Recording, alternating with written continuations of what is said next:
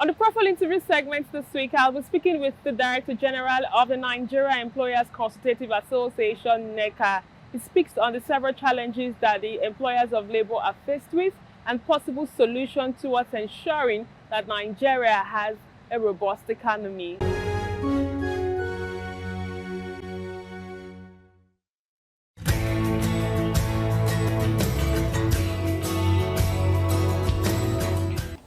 It's good to have you on the program. Thank you. Thank you once again.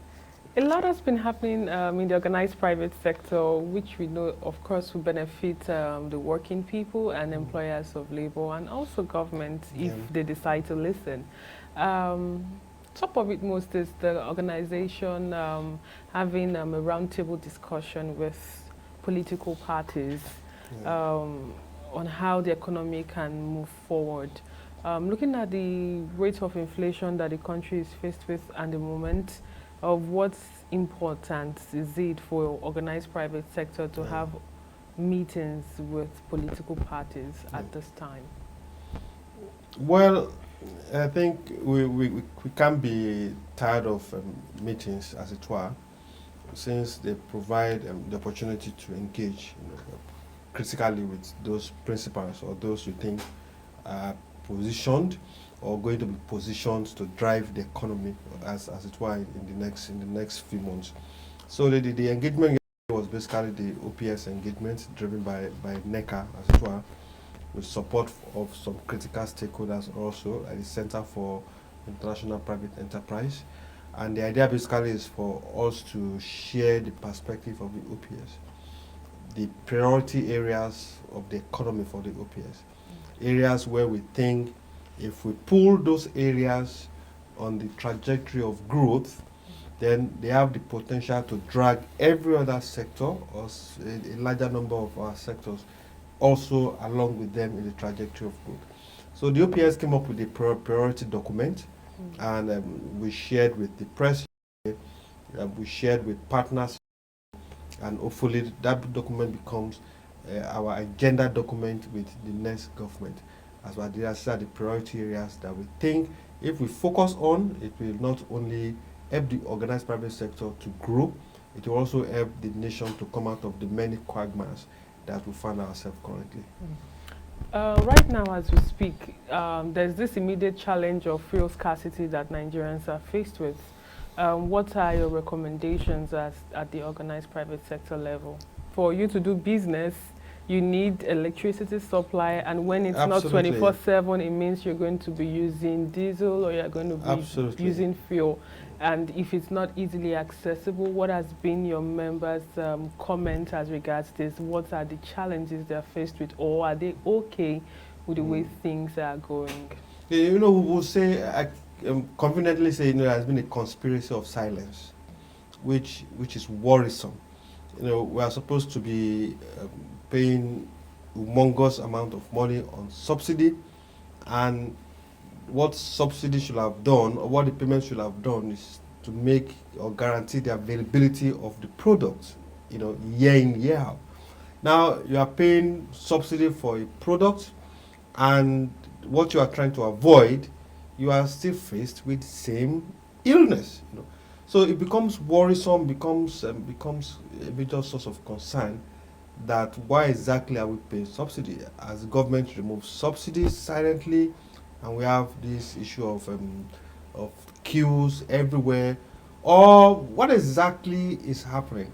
Our position has been, the whole process has been marred in secrecy, and this also has emphasized that position. That, look, we can't be paying subsidy and then we are still having the fuel scarcity. The landing cost of petrol altogether, if you move subsidies, some have said between 250 to 300 or 410 naira. Now we have currently people paying, Nigerians paying over 165 naira for fuel. About fuel for about 250 naira over the weekend. So the I bought for 230. 230 in the hinterland, some other areas in Nigeria, they are paying about 400, about 500 for petrol. So what exactly are we talking about subsidy? Do we have subsidy? And that brings us to the conversation about whether we should remove the fuel subsidy or not. Why we didn't remove it, we have Nigerians paying the actual cost of it. And now, if we had removed it, we would have still been in this same point. So the counsel for us is this, and to all stakeholders, that it's all about the analogy of either the egg or the chicken. Which comes first? Is it the egg or the chicken that comes first? In whatever context, one must come first. And if the chicken is to come first, then it has to go through the process of the egg process, basically. It has the mother hen have to gestate on it. All those processes are not easy. They are sacrificial in their own, because the mother hen will not have to, the time it is supposed to use to gallivant around the compound, you have to spend that time sitting on the egg.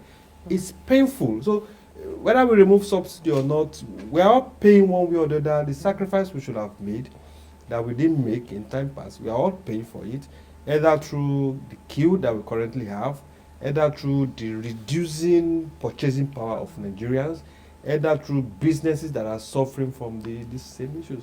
So I think it's high time we all come together and agree, and with government, compel government to give us a definitive roadmap on how exactly this is going to go. The current government have about 4 months, 4.5 months to live. There is no reason why we can't get the refineries working in 4 months if we are serious. There's no reason why we can't deal with the corruption and bold-faced stealing that many have said happened within the context of this subsidy regime.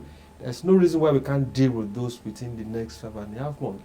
And complementing the local production with the Dangote refineries, then we realize we have sufficient amount or near sufficient amount of liters of fuel that we can maximize locally, and that will also help us to solve other problems that we have. If you stop the issue of fuel subsidy, you probably will have stopped your loss within the context of importing, because we have the crude oil, we import, so the gains we will have made from the increased cost of crude oil in the international market, we are not making it. So it's as some will say, it's double jeopardy, and we seems, it's worrisome that we seems to be comfortable with it, which is something you can hardly fathom. So how do you rate quality in terms of services that will be rendered, especially when it comes to products, goods, and services? Don't you think that somehow would be feeling that impact in that regard also too? It's fuel for us in this part of the world is like oxygen. Before you move around town, your cars will have to be fueled because of the challenge in the power sector. The SMEs, MSMEs will have to use fuel. The vulcanizer on the road will have to use fuel to power its engine. The woman, the grinding machine, the woman that grinds pepper will probably need fuel also to power its machine. So the more we continue in this part, everybody will one way or the other pass the cost, the additional cost, the marginal cost, as economics will call it, pass the cost to the consumer. So the consumer that we think we are protecting, we are actually exposing the consumer to so many vagaries of price fluctuation. So you still come back to the beginning, let's do the rightful thing. Let's frontally face the issue of fuel subsidy. People are already paying for the actual price of petrol, as it were.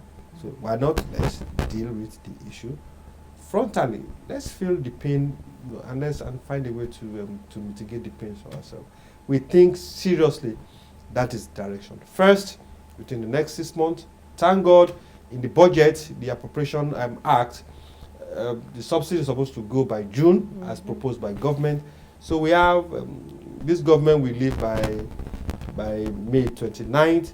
So the new government, we have 1 month of buffer to Transitioning. 1 month of transition to agree to disagree on the modalities.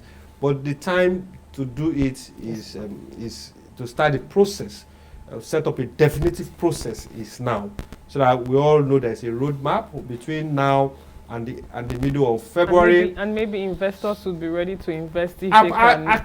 Exactly. You know, between now and the middle of February, the Port Harcourt refinery will come on stream. Between now and middle of March, another refinery will come on stream. Between now and this period, something else will happen. By 29th of May, we have 3 refineries working.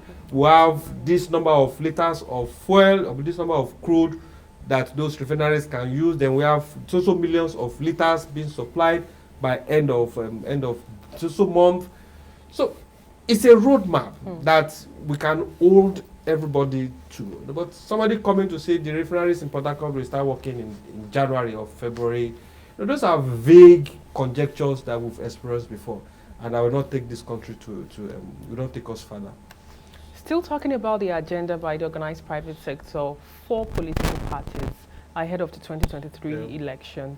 Nigeria's rising debt profile has been something that's been very worrisome as we hit the 41 trillion naira mark. What are your suggestions? Can we still keep borrowing at the state level to pay salaries?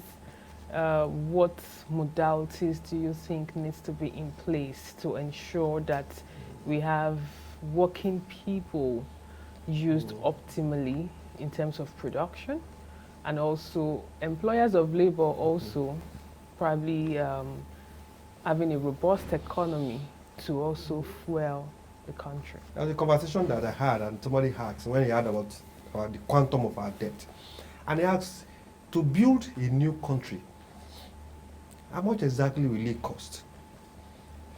From scratch. Who need from scratch? Who need 40 trillion? Who need 77 trillion? Who need 50 trillion naira to build a new country?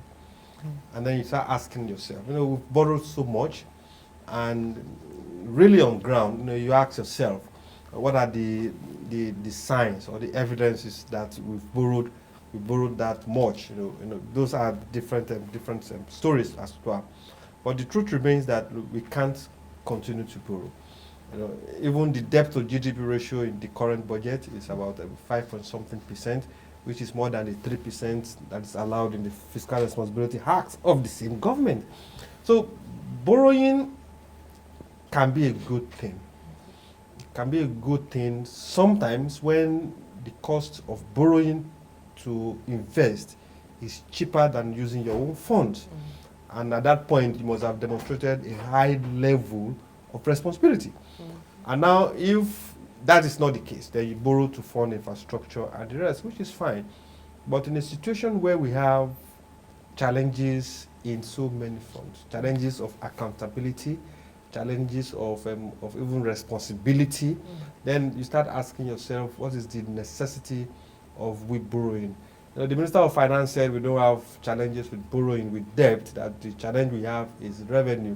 Come on, if you don't have revenue problem, you probably will run to borrow. So it's like the same context of the egg and the chicken.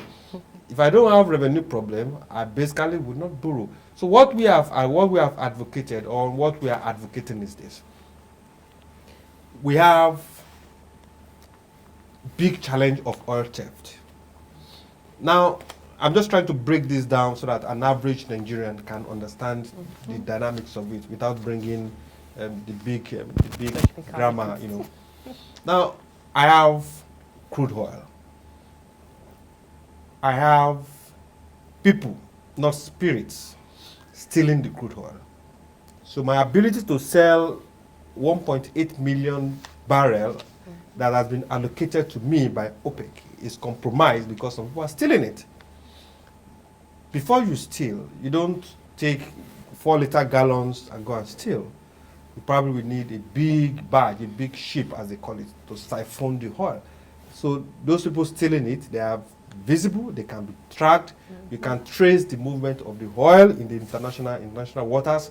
So we don't have any reason to keep complaining about oil theft. We have many countries in OPEC. How exactly have they monitored, or how are they monitoring their pipelines? It is not rocket science. How are they monitoring their pipelines? If there is no high-level conspiracy in all this, we can implement, or we can borrow the same process, how they monitor their pipelines, to monitor us. If you close the gap of oil theft and you are producing, let's say 1.7 million barrels per day, you are selling, you have shot up your revenue base. You have shot up your revenue base. As you shot up revenue base, you have more dollars within the context of the economy. Then the challenges you have with Forex will also be solved, because significantly you have more dollars. And as you have more dollars, you also, the pressure on the Naira reduces, because the game of value of the Naira is all about demand and supply. If much Naira is pursuing few dollars, naturally the value of the dollars will go up. Then if you have less Naira pursuing a huge quantum of dollars that you have, it will naturally bring the value of the Naira down to the value that everybody is anticipating. So dealing with the issue of oil theft will have resolved one or two of the other fundamental issues that we have in the country. For us, we think seriously that it is not rocket science. We just need government to demonstrate the political will to deal with these issues. I've tried to just bring those issues down to the basics, so that we don't run into the quagmire of the technicalities behind it. But basically, that is how it is. Close the gap of your leakage, you have more to sell. As you have more to sell, you have more dollars to play with. Close the gap of your subsidy, get your refineries working, then you won't have to import. Then I won't have to spend. Look, it's not 3 million, we're talking about 3-4 trillion on subsidy to fund consumption. Wrapping up with agenda. What will be your recommendations as regards tax policy, owing to the fact that we know that it's an integral part of which the economy is being formed? What are your expectations as regards how we should be taxed as individuals, as workers, and as corporate entities? Thank you. I'll approach it from two perspectives. First, the need for tax reforms. We said currently the organized businesses are paying close to 55 different taxes, levies, and fees everywhere, from federal government to state government to local government. And tax seems the lazy way of raising funds now in this environment.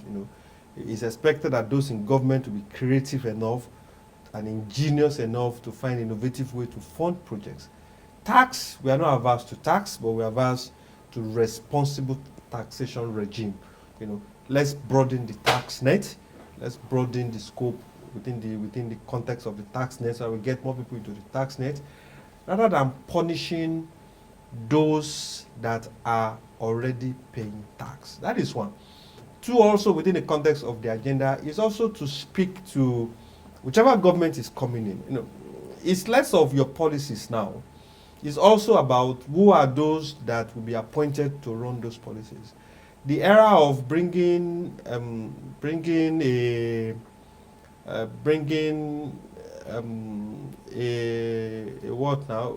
a Yoruba graduate just for conjecture to be the head of the tax authority. Someone that doesn't understand the process, that doesn't understand the dynamics of how it works.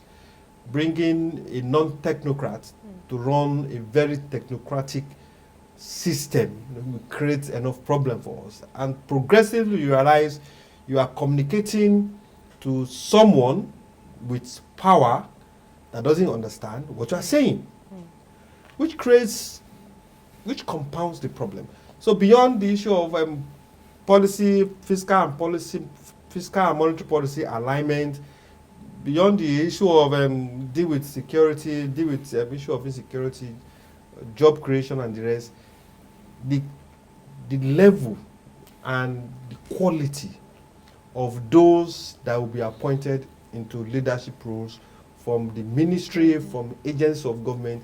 Those are also very critical elements that the next government we also have to look at, so that we can all drive this economy out of this quagmire.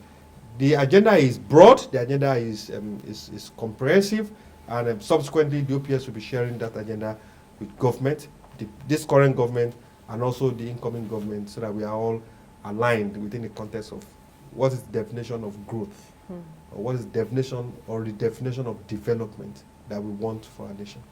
Thank you very much for your time. Pleasure anytime. And that's all we can take on today's edition of the program. Join us next week for a fresh edition of the show. I am Sharon Ijason. Thanks for watching, and remember that labor creates wealth.